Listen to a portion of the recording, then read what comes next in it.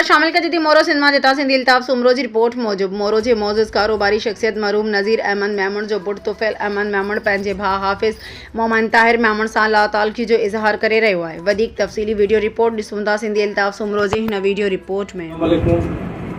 मां तुफ़ैल अहमद मेमण वलद हाजी नज़ीर अहमद मेमण हिन बयान ज़रिए ज़ुबैर अहमद मेमण जे बयान की तस्दीक कयां थो त मुंहिंजो नंढो भाउ तमामु ग़लति सोबत में अची वियो। जेका ॻाल्हि ज़ुबैर अहमद बिल्कुलु दुरुस्त कई आहे ऐं हिन में को बि शक न आहे। हुनखे 12 दफ़ा असां सम्झायो त बाबा हीउ कमु ग़लति आहे, ग़लति आहे, ग़लति आहे। हुन जूं काफ़ी सारी टटियूं मां ख़ुदि भरियूं। मुंहिंजो चांदनी में हैदराबाद में मोबाइल मार्केट जो दुकान जेको मामा शहाबुद्दीन मेमण खे मूं 16 लख रुपए में खपाए ताहिर जो कर्ज़ लाथो जिन व्याजनि मां ही फाथो हुयो। हींअर वरी ही व्याज में जकड़िजी विया। हिन पंहिंजी मिल्कियत जेका बि हुई अलाह ताला सॼी व्याज जे पुठियां खपाए छॾी। आख़िर ही व्याज जो जेको नासूर आहे उहो केसि ताईं हलंदो?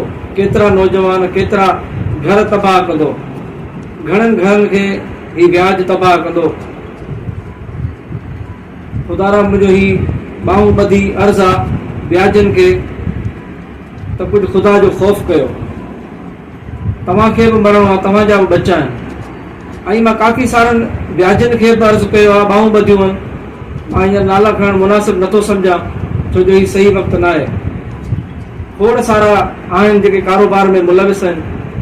ऐं उन्हनि खे हथ ॿधी उन्हनि जे दुकाननि ते वियो आहियां त बाबा मुंहिंजे भाउ खे आईंदह कर्ज़ु न ॾियो, पर हू सणभो ॾिसी, ग़रीब ॾिसी, मेमण ॾिसी हुननि खे अञा वधीक कर्ज़ु ॾियण ते लॻा। नौबत इहा बीठी जो सॼी मिल्कियत खपाइण खां पोइ आख़िर में शाही बाज़ार वारो दुकान खपाइण खां पोइ बि हीउ हमरा असांजो सऊं न थियो। कर्ज़ु वठंदो रहियो, व्याज वठंदो रहियो।